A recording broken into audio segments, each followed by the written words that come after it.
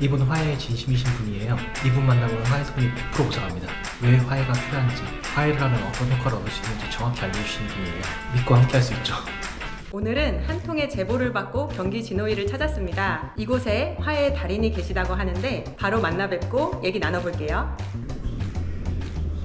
여기 화해로 분쟁을 해결해 주시는 분이 계시다고 하는데 안녕하세요.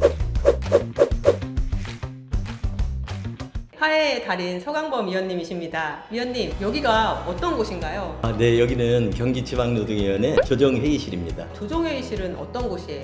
여기는 이제 노사 분쟁을 조정해주는 그런 장소입니다.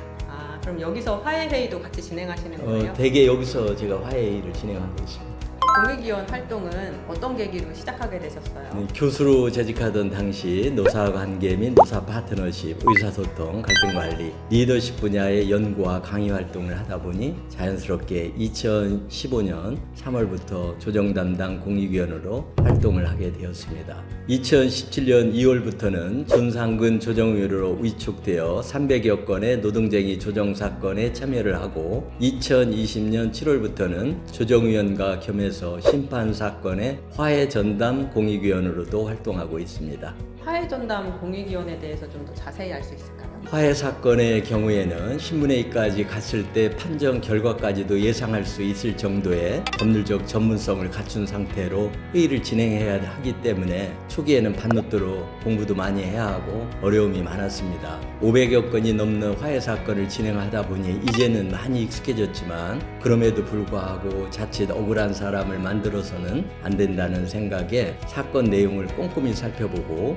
당사자와의 면담 과정에서도 정확한 실체 파악을 위해 노력하는 한편 그분들의 입장과 감정을 이해하려고 노력하면서 정성스러운 마음으로 회의를 진행하고 있습니다. 이렇게 열심히 일하시는 이유가 있으실 것 같아요. 수원고등법원의 조정위원으로 활동하면서 노동사건에 조정을 하다 보니 분쟁이 너무 오래 간다는 것입니다.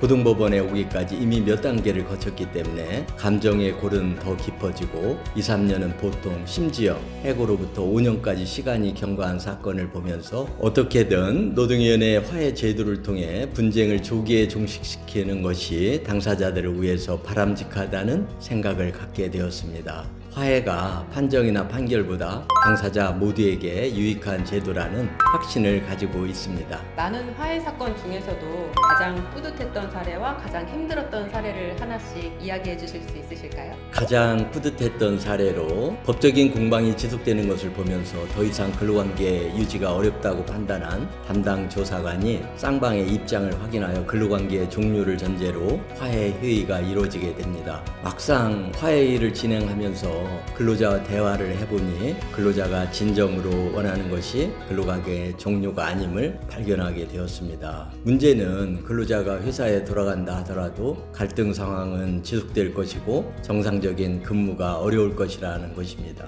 근로자가 더 이상의 갈등 없이 직무에 전념할 수 있는 근무 환경을 마련해 주기 위해 회사 대표와 근로자가 함께한 자리에서 3차례 15시간에 걸친 화해 회의를 하면서 허심탄회한 대화 속에 진정한 화해를 이끌어낼 수 있었습니다. 가장 힘들었던 사례로 판정이 끝난 사건에 대해 화해 회의를 진행하게 되었는데 근로자는 원직복직을 원하고 회사 대표는 원직복직은 절대 안 된다는 입장이 서로 팽팽하게 대립했던 사건입니다. 오전 9시 반부터 시작된 회의가 점심 저녁 식사도 거른 채 11시간 마라톤 회의 끝에 서로의 요구를 반영하여 합의를 시켰던 사건이 특별히 기억에 남습니다. 판정이 끝난 후에도 화해 회의가 가능한 거예요? 화해가 이루어지는 과정은 다양합니다. 과거에는 주로 신문회의 과정 중에 당사자들에게 화해 의사를 확인해서 화해를 진행한 경우가 대부분이었습니다. 현재는 각 위원회마다 화해 전담 위원 제도를 도입해서 신문회의 개최 이전 사전 단계에서 당사자들의 의사를 확인하여 회의를 진행하는 형태로 운영되는 경우가 가장 많다고 할 수 있습니다. 신문회의 중간에 또는 신문회의를 마친 후 화해 권고 기간을 부여해서 화해회의를 진행하는 경우도 있고 다양하게 운영하고 있습니다. 화해 회의를 진행하실 때 가장 중요하게 생각하시는 점은 무엇인가요? 첫째는 당사자 모두에게 이익이 되는 화해가 되어야 한다는 것입니다. 어느 일방의 희생을 강요하는 화해는 차라리 하지 않는 것만 못하다는 생각을 하고 있기에 서로에게 유익한 방안을 찾아주려고 노력하고 있습니다. 둘째는 억울한 사람이 없도록 한다는 것입니다. 근로자도 억울해서는 안 되고 사용자도 억울해서는 안 됩니다. 판정으로 갔을 때의 결과까지도 생각하면서 회의를 진행해야만 공정한 화해 방안을 제시할 수가 있습니다. 판정에서는 오로지 법률적인 판단만을 할 수 있어 51대 49의 상황일지라도 100대 0의 결과로밖에 답을 할 수 없지만 화해회의에서는 이기고 지는 결과가 아닌 사건의 본질 그대로 51대 49의 결과를 만들어낼 수 있어 서로가 만족한 결과를 도출할 수 있다는 큰 장점을 가지고 있습니다. 요즘 직장 내 분쟁이 다양해지고 있잖아요. 화해 제도를 통한다면 맞춤형 해결도 가능할 것 같아요. 네, 사건 내용도 점점 다양해지고 이면을 들여다보면 직장 내 괴롭힘, 성희롱, 폭행, 임금체불 등 진정 고소 사건과 엮여 있는 경우가 많습니다. 판정으로 가게 되면 당해 사건에 대한 판정 결과만을 내릴 수 있지만 화해로 마무리할 경우에는 노동청과 검찰로 이어지는 진정 고소 내용까지 포함하여 화해가 이루어지기 때문에 분쟁을 조기에 종식시킬 수 있다는 장점을 가지고 있습니다. 국가적 비용도 줄일 수 있고 당사자들에게도 매우 유용한 제도입니다. 사건 유형에 따라 화해 유형도 달라지나요? 부당해고 사건의 경우에는 근로자에게 맨 처음 제가 확인하는 것이 원직 복직에 대한 희망 여부입니다. 근로자가 원직 복직을 원한다면 근로자가 실질적으로 근무할 수 있는 환경과 상황을 만들어주기 위해 노력을 합니다. 그럼에도 불구하고 회사 측이 근로관계 종료를 강하게 원해서 근로자가 복직해서 근무가 원활히 진행되기 어렵다고 판단될 경우에는 금전 보상으로 방향을 잡고 화해를 진행합니다. 부당 징계 사건의 경우에는 근로자가 근로관계 종료를 원한다면 권고사직의 형태와 금전 보상의 조건을 더하여 근로관계를 종료시키는 화해 방안을 만듭니다. 계속 근로를 원하는 경우에는 징계 감경 또는 징계 취소와 더불어서 당사자 간에 충분히 대화할 수 있는 자리를 마련해서 서로가 불편함 없이 근로관계를 지속할 수 있도록 여건을 만들어줍니다. 어느 경우가 되었던 서로의 욕구를 충분히 반영하기에 만족한 화해 방안을 도출할 수가 있습니다. 화해를 통해서 실질적인 권리구제가 가능해지는 거예요. 예, 맞습니다. 판정은 오로지 법률적인 판단만을 할 수 있지만 해고나 징계의 이면에는 다양한 상황과 조건, 감정 문제들이 복합적으로 얽혀 있는 경우가 대부분이라 하겠습니다.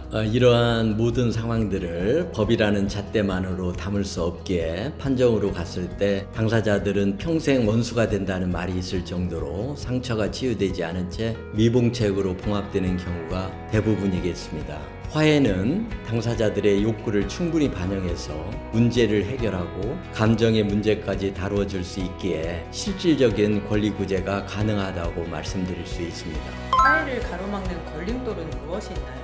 첫째는 화해를 가로막는 걸림돌로 법적으로 자신이 이길 수 있다는 생각, 이겨야 한다는 생각이 화해를 가로막는 가장 큰 걸림돌로 작용하고 있습니다. 사건을 들여다보면 실제로는 그렇지 않은데 당사자들은 자신이 아는 상식과 주변 사람들의 말에 영향을 받고 스스로의 생각에 갇혀 있는 경우가 많습니다. 둘째는 감정이 얽혀 있어서 끝까지 가겠다는 생각, 사람이 미우니 어떻게든 상대를 기록하겠다는 마음이 화해를 가로막는 걸림돌로 작용하고 있습니다. 이것은 근로자나 사용자 누구든 가질 수 있는 마음입니다. 어떻게 하면 감정 대립을 극복하고 합리적으로 문제를 해결할 수 있을까요? 네. 사건의 실체를 정확히 보고 상대를 비난하고 원망하기에 앞서서 자기 자신에게서 문제의 원인을 찾아보는 습관을 갖는 것이 중요하다고 말씀드리고 싶습니다. 어떤 문제가 발생했을 때 자신에게서 문제의 원인을 찾다 보면 해답도 쉽게 찾게 되고 상대방에 대한 이해의 폭도 넓어질 수 있는데 자기중심적인 생각만 하다 보면 사건을 있는 그대로 보지 못하고 확대하는 측면이 있습니다. 화해를 진행하면서 실체를 정확히 볼 수 있도록 안내를 하고 조건 못지않게 중요한 것이 관계라는 측면, 부정적 감정 해소를 통한 내면의 평화, 화해가 왜 필요한지 이야기를 해드리면 많은 분들이 이해를 하고 화해를 통해 만족한 상태로 귀가하시는 경우를 많이 보았습니다. 공익위원님 말씀 들어보면 화해는 장점이 명확한 제도인데 당사자가 먼저 화해를 요청하는 경우는 없나요? 당사자가 원해서 화해를 요청하는 경우도 많이 있습니다. 이 경우는 대개 노무사나 변호사 등과 법률적인 자문을 받는 과정에서 화해로 마무리 짓는 것이 좋겠다는 의견을 듣고 화해 의사를 표명하는 경우가 많습니다. 처음에는 유불리를 판단해서 화해를 요청하는 경우가 많지만 화해 회의를 진행하는 과정에서 감정도 편안해지고 본인이 당초 기대했던 것 이상으로 만족해 하시는 경우를 많이 보았습니다.